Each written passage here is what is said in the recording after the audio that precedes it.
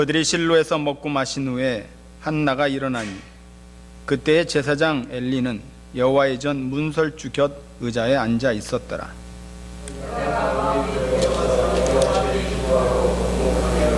서원하여 이르되 만군의 여호와여, 만일 주의 여종의 고통을 돌보시고 나를 기억하사 주의 여종을 잊지 아니하시고 주의 여종에게 아들을 주시면 내가 그의 평생에 그를 여호와께 드리고 삭도를 그의 머리에 대지 아니하겠나이다.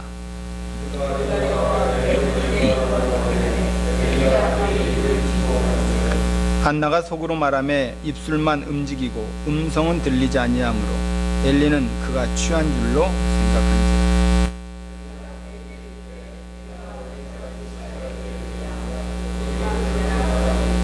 한나가 대답하여 이르되 내 주여, 그렇지 아니하니이다. 나는 마음이 슬픈 여자라 포도주나 독주를 마신 것이 아니요 여호와 앞에 내 심정을 통한 것뿐이오니.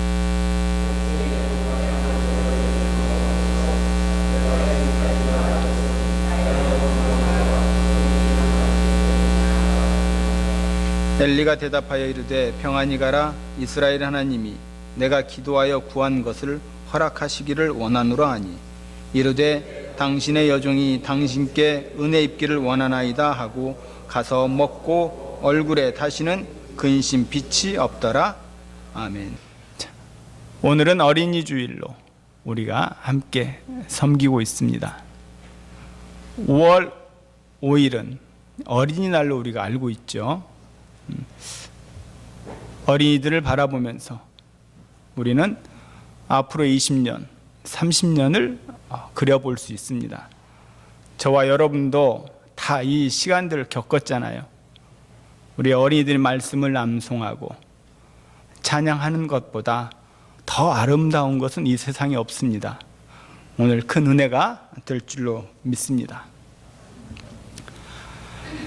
세계에 많은 명작이 있습니다.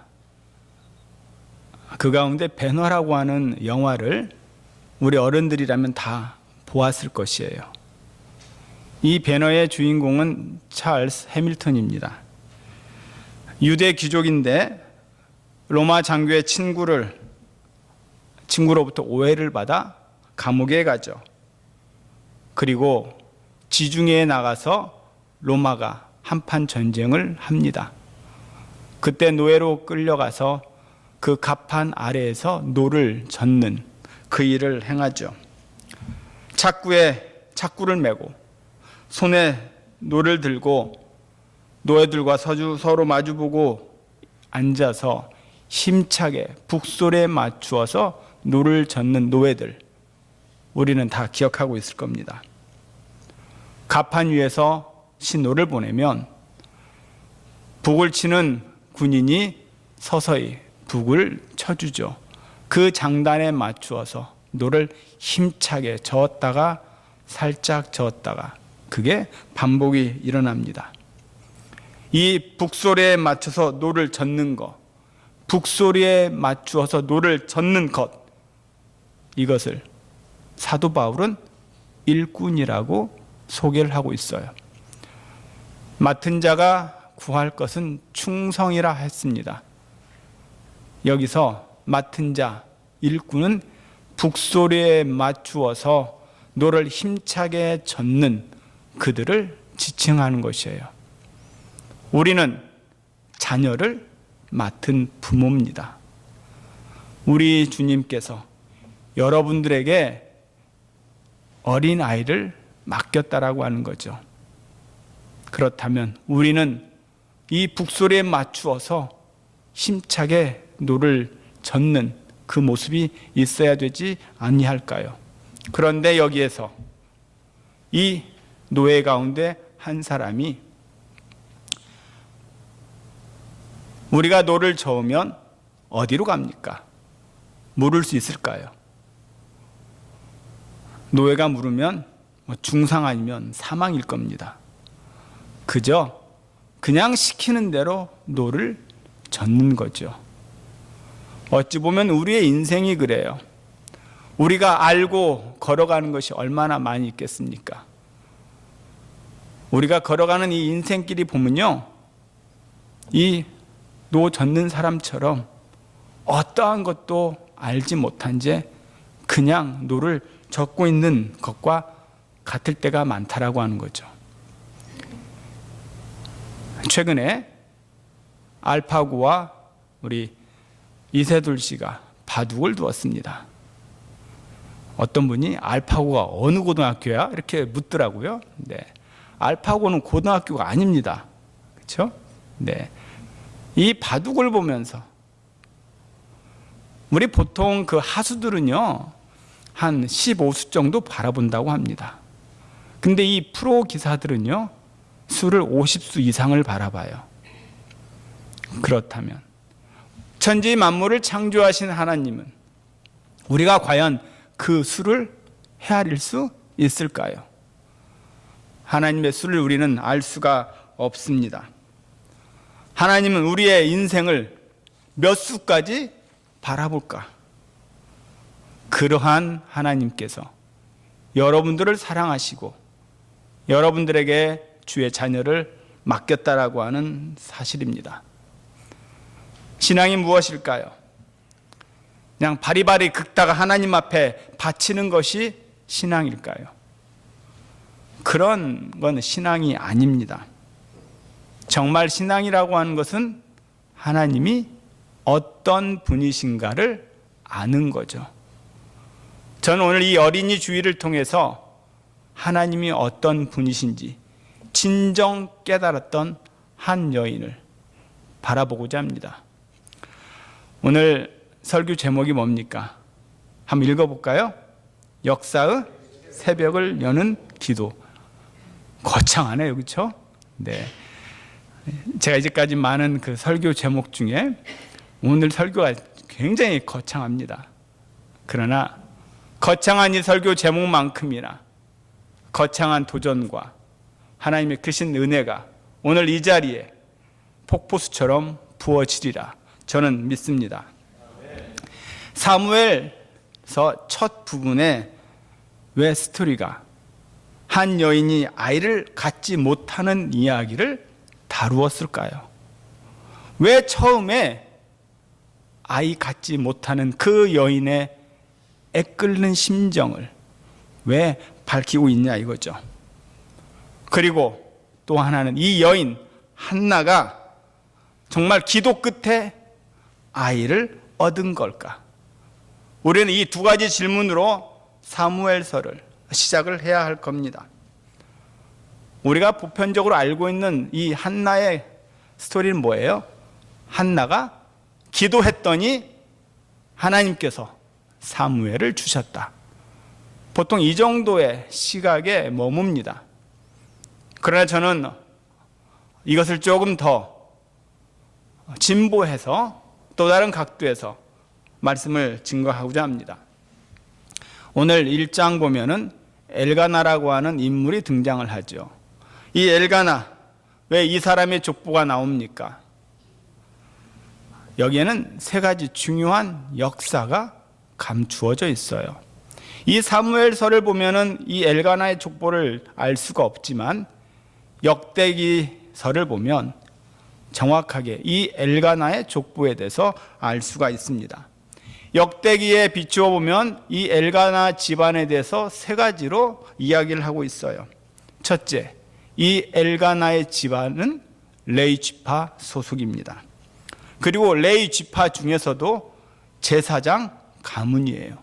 그리고 그 와중에서도 음악에 소질이 있는 예배 때마다 찬양대원으로 하나님의 거룩한 이름을 찬양했던 그런 집안입니다. 아주 훌륭하죠.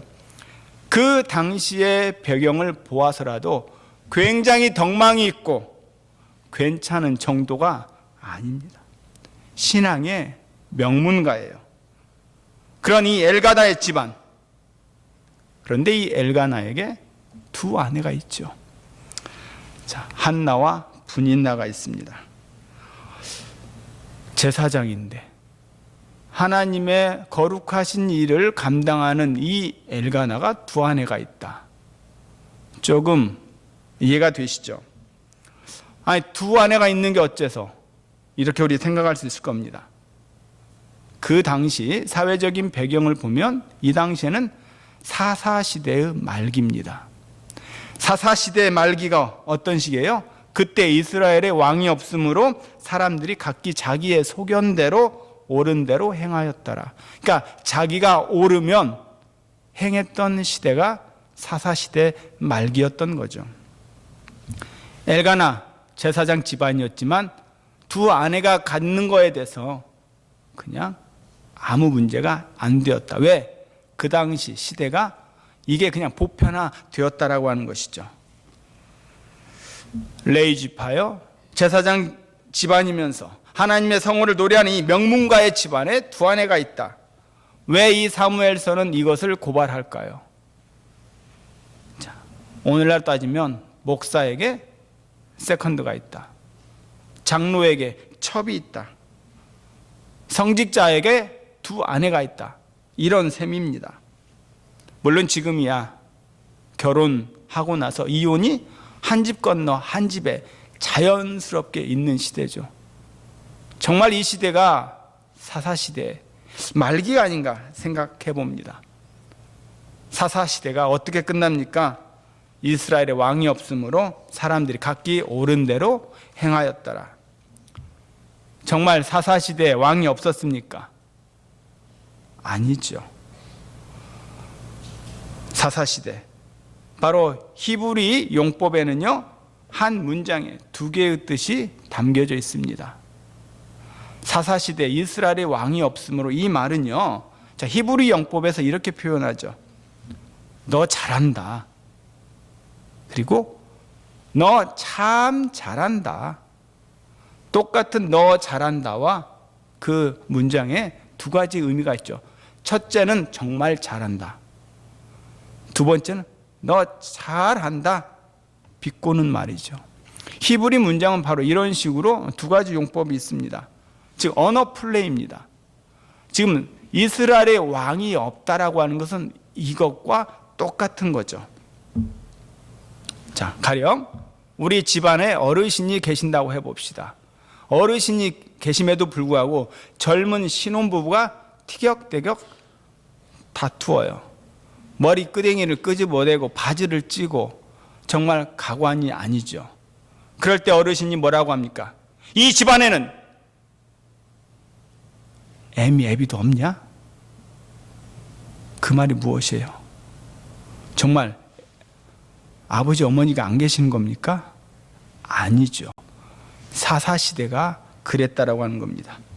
왕이 없으므로 이스라엘은 단 한 번도 어느 시대에, 어느 역사건 하나님이 왕이셨던 적이 있었습니까? 아니에요. 왕이 있었음에도 불구하고 왕이 없었다라고 이야기합니다. 그런데도 왕의 제도가 필요하다라고 요구하는 거죠. 왕이 계심에도 불구하고, 왕의 제도가 필요 없음에도 불구하고 이스라엘 민족이 왕을 요구하는 겁니다. 하나님이 그들의 왕이셨으나 한 번도 하나님을 왕으로 대접하지 않았다라고 하는 사실이에요. 우리가 자녀를 둔 부모라면 하나님의 그 마음을 읽을 줄 알아야 합니다. 어쩌다가 이스라엘이 이렇게 되었습니까? 왕이 있음에도 불구하고 왕을 거부하는, 하나님을 왕으로 대접하지 않는 이 지경까지 왜 왔냐 이거죠. 그것을 사무엘서 첫 장에서 고발하고픈 이야기입니다. 우리 사사기 2장 10절을 한번 찾아서 한번 읽어보겠습니다.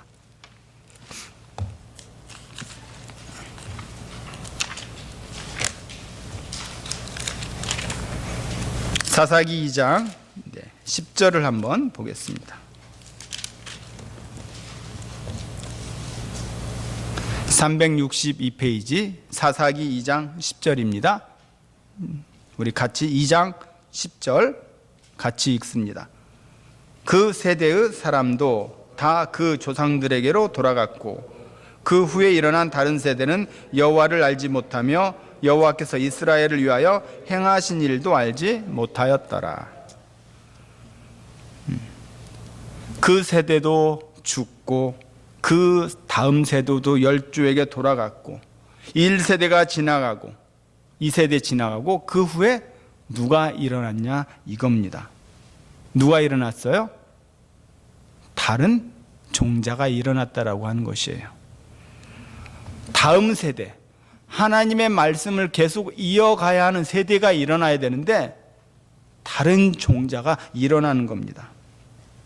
즉 사사기에 어두움을 알리는 서막인 거죠. 하나님을 알지 못하는 저들, 하나님의 행하심을 보지 못하는 저들, 바로 기자는 이것을 고발하고 있는 겁니다. 즉 신앙 교육의 부재, 이스라엘 백성들에게 어떠한 구원도 가르치지 않았다라고 하는 것을 지금 들려주고 있는 것이에요. 우리 모두는 이민자의 삶을 살고 있습니다. 우리가 30여 년 전에 우리 한국 교회를 한번 돌아가 봅시다. 30여 년 전에 한국 교회는요, 교회를 짓지요. 그리고 반드시 무엇을 짓습니까?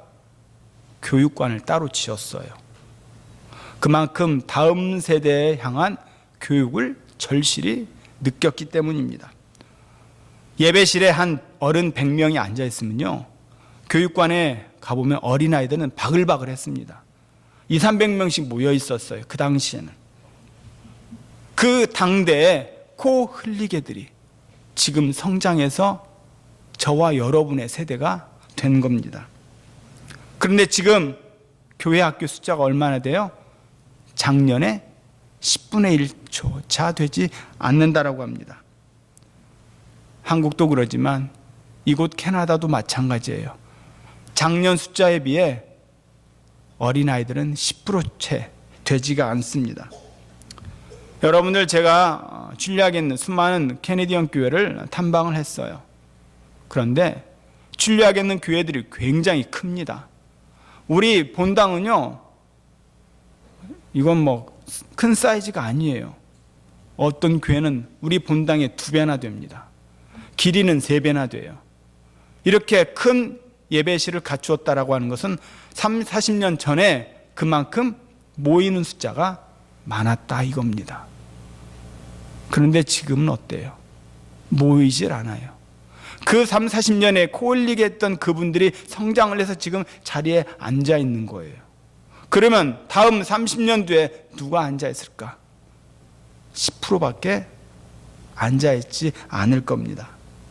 이 서글픈 이야기, 어찌 저만 갖고 있는 생각일까요? 저와 여러분이 동일하게 이 마음의 아픔을 가지고 있으리라 믿습니다. 30년 뒤에 우리 이민교회, 한국교회가 어떻게 그려질까요? 어떻게 보여질까요? 과연 이 자리에 얼마나 많은 사람들이 모여서 예배를 드릴까요? 제가 초등학교 다닐 때만 해도 정말 어린아이들이 많았습니다. 교회 가면 신났고 재미있었고, 물론 떨어지는 부스러기가 많이 있었어요. 그러나 그래도 교회가 참 즐거웠던 곳이었습니다. 여러분, 오늘의 말씀을 마치고 우리는 어린아이들을 함께 부모가 예배를 드려야 합니다. 이 자리에 우리 자녀들과 함께 예배를 드려야 돼요. 이젠 나의 자녀가 품을 떠났다, 다 성장했다. 그래도 여전히 그 자녀는 나에게 어린아이입니다. 아직도 아이죠. 그 아이와 함께 30년을 우리 바라볼 수 있는 여러분의 결단이 있기를 소원합니다. 오늘 사무엘상 1장 2절에 보니까 두 아내의 이름이 나와 있죠. 이름의 순서가 바뀝니다. 자, 우리 사무엘상 1장을 다시 한번 보도록 하겠습니다.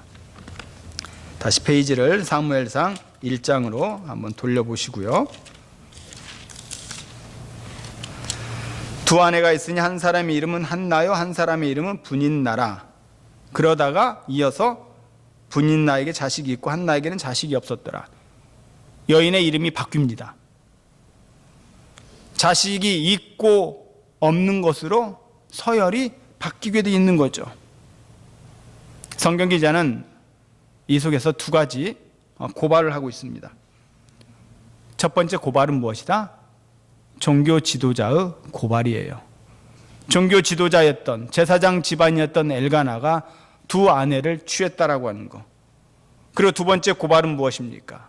두 여인을 통한 고발은요, 열매가 있어야 할 여인에게 열매가 있다 없다. 열매가 있어야 할 여인에게는 열매가 없고, 열매를 맺지 않아야 할 삶의 자리에 열매가 맺어 있다. 이것을 이중적으로 고발하고 있는 것입니다. 우리 시편 1편에 보면 주야로 묵상하라 나오죠. 묵상하라. 영어로 보면 meditate라고 나와 있습니다. 그런데 우리가 생각하는 meditate의 개념을 뛰어넘어서 이 주야로 말씀을 묵상하라고 하는 것은 더 강렬하고 액티브한 말입니다. 배고픈 들짐승들이요, 배가 고프면 잠을 자지 못합니다. 온 밤을 울부짖으며 배회하죠. 그러다가 음식을 발견하면 먹었던 것을 다시 뱉습니다. 먹고 다시 뱉고 먹고 다시 뱉고, 마치 소가 되새김질 하는 것처럼 자꾸 먹는 거죠. 우리 또한 우리 자녀들에게 자꾸 씹어서 먹여줘야 합니다. 그것이 우리의 맡겨진 직무라고 하는 것이죠. 사무엘상 1장을 보니까 병치 구조로 되어 있습니다. 똑같은 패턴을 반복해서 중요한 메시지를 전달해 주는 것을 병치 구조라고 해요. 분인나에게는 자식이 있고 한나에게는 자식이 없고, 이러한 구조가 반복해서 나오는 겁니다. 그런데 3절 끝부분에 보니까 여호와의 제사장으로 거기에 있었더라. 자, 엘리라고 하는 제사장의 아들이 있었다. 그 다음에 뭐가 나와야 돼요? 없었다라고 하는 기사가 나와야 됩니다. 그런데 그런 그 내용은 전혀 없지요. 그리고 나서 4절 5절로 이어집니다. 엘가나가 두 아내 중에 누구를 더 사랑합니까? 한나를 더 사랑했어요. 갑절이나 주었습니다. 그러나 남편이 갑절의 사랑을 준다고 해서 이 한나의 인생이 해가 쏟았습니까? 남편으로부터 갑절의 그런 은혜를 입었어도 한나에게 여전히 아픔이 있었다라고 하는 것이죠. 그 아픔이 뭡니까? 그냥 지나쳐 보면 자식이 없는 것처럼 보여요. 우리는 이 선입견을 떨쳐버립시다. 한나가 정말 괴로워했던 것은 자식이 없어서가 아니라는 사실이에요. 한나의 문제는 뭘까요? 바로 5절에 있습니다. 5절, 그러나 읽어봅시다. 그러나 여호와께서 그에게 임신하지 못하게 하시니. 또 6절에 임신하게 못하게 하시니가 계속 나옵니다. 이스라엘 사람들은요, 아이를 갖지 못했다라고 하는 것을 하나님으로부터 저주를 받았다, 하나님과의 관계가 끊어졌기 때문에 아이를 갖지 못했다라고 당신은 이야기합니다.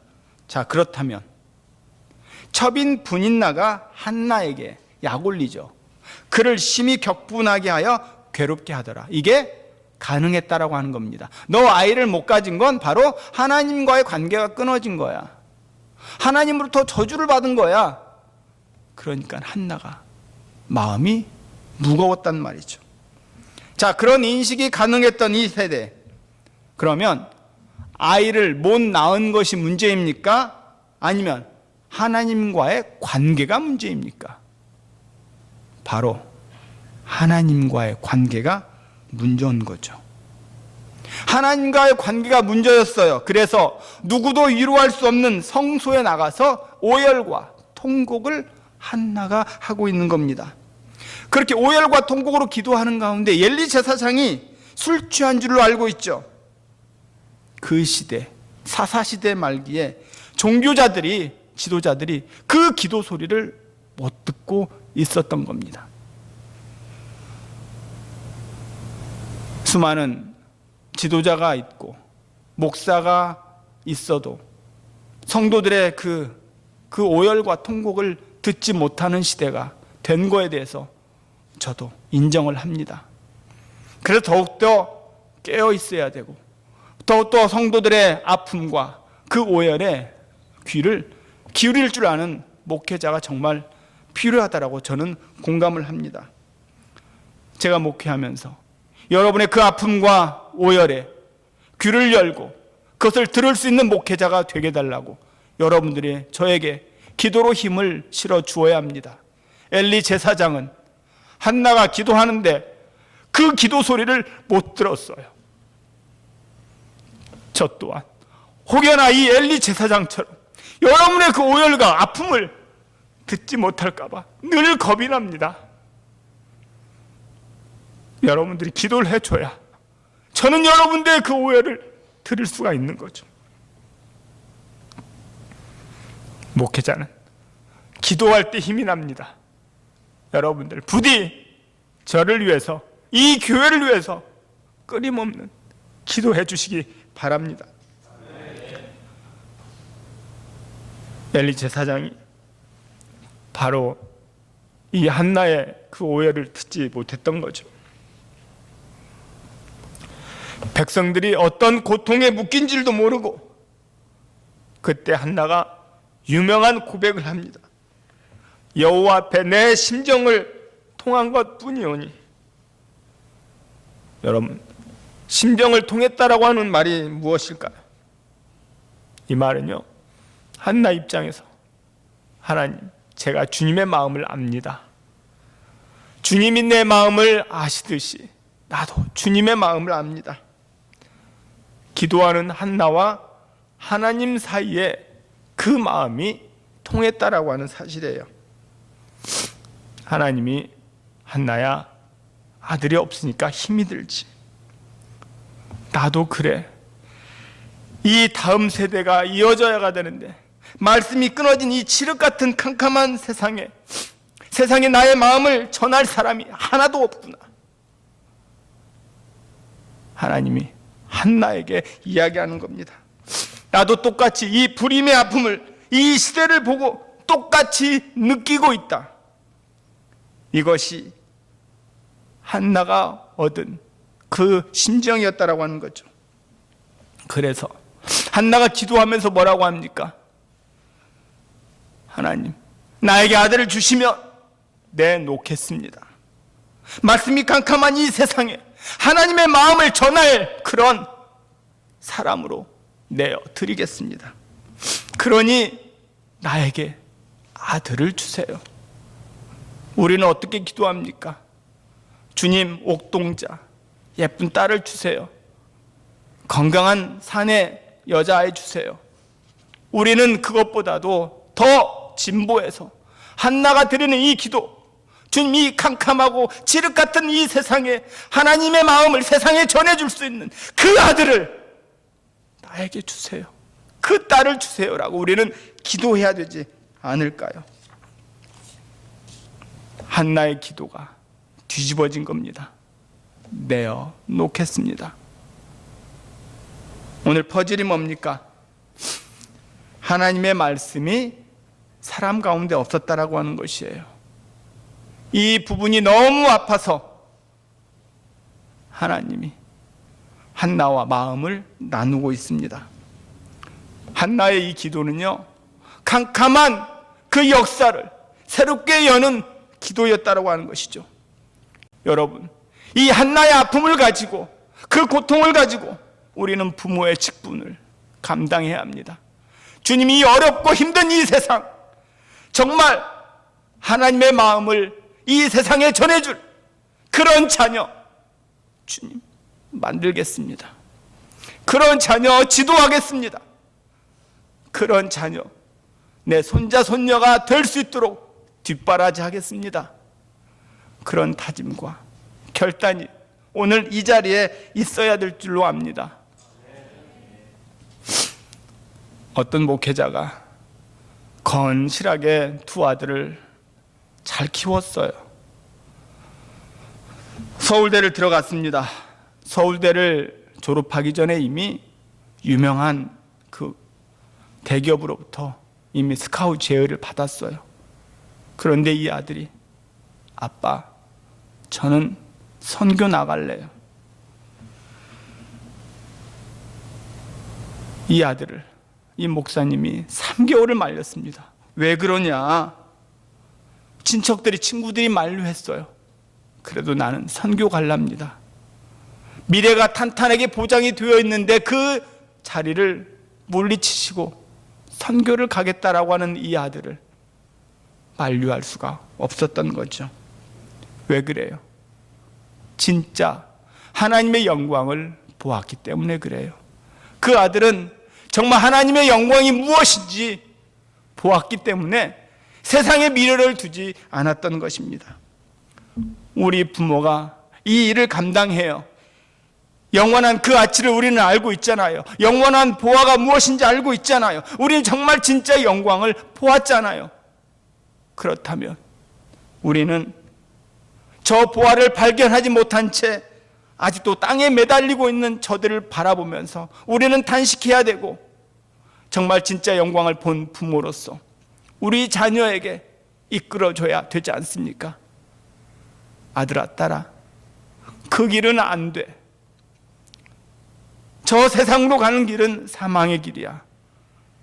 나와 함께 하나님의 영광을 바라볼 수 있는 그 길로 가지 않을래?